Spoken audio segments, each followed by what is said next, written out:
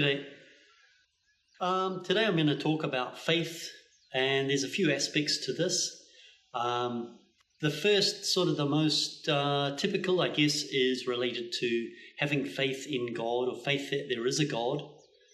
I guess it can be sort of held like synonymous with belief, but and also faith that everything will be okay, that God has a purpose and that everything will turn out all right in the end, or that reality is going to meet our expectations. And then sort of as perhaps a deeper aspect, recognizing the existence of God, not needing belief, and not just believing in the idea that everything's going to be okay, but actually experiencing it, witnessing that even the darkest and most unpleasant of experiences can be opportunities to become more free, to become lighter, to become happier, to become more fulfilled, to become less burdened by what we carry around with us.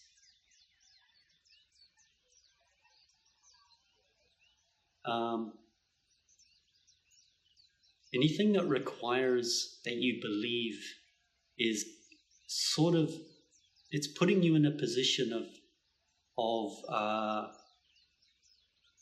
sort of a constant resistance with what is. If you're going to believe that there's something, there's going to be a sort of a balancing disbelief. You're going to have disbelief arising in your life. You only need belief if it's something that you actually can't perceive, if it's something that you cannot experience as or perceive as existing, as being real. And if God exists, then there should be some way to perceive that. So when we talk about faith, in the context that I want to talk about it here, the way I want to talk about it here is that if you pay attention to your life and you start practicing sitting with discomfort, even approaching discomfort, making yourself comfortable with it, allowing it to be in this space, allowing it to express itself in its own way and in its own time.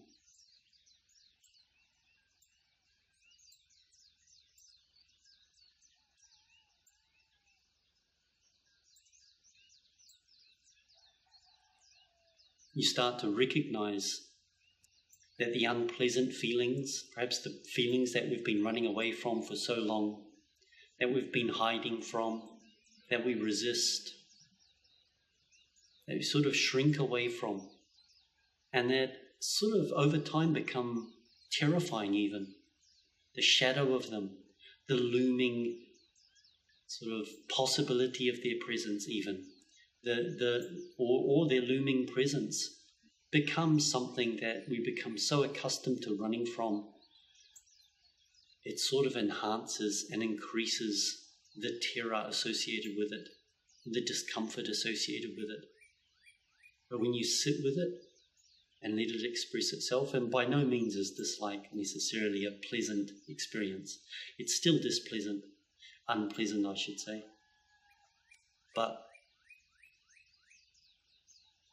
you'll come to recognize that the uncomfortable, the unpleasant, the unwanted, the resisted are the gateways to our own liberation. And the more we recognize this and the more we practice approaching discomfort, the more we can come to terms with the fact that everything is already perfect and that the path that we're on, regardless of whether it meets our own ideals, the stories of what should be, or how it should be, the stories of our own success or failure, the stories of our own worth or lack of value, whatever they might be. They're all aspects of this, all further things to be conscious of, to sit and be conscious of, and then to allow to unfold in their own way and in their own time. Relax with them. And how do we find these things? When you sit and be quiet. Where is there not peace right now? Where do I not feel happy? Is there a feeling in my body? Is there a story that's being told?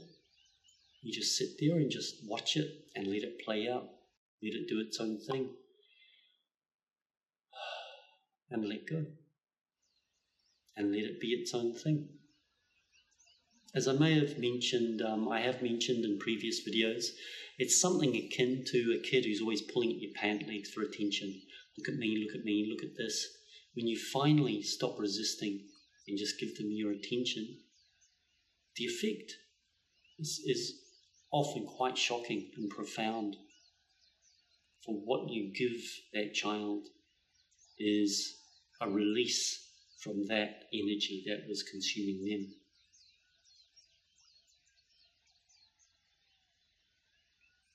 There's power in consciousness. So sit. Where do I feel discomfort? Where do I not feel peace? Bring your attention to that. Let me sit with that today.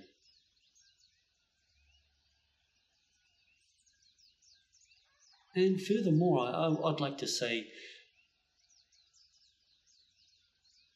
as much as you're able, and only as much as you're able, obviously, try to come to terms with the fact that life is not always pleasant. It's not comfortable feelings. It's not nice stories. It's a bit of this and a bit of that. So it's okay, isn't it?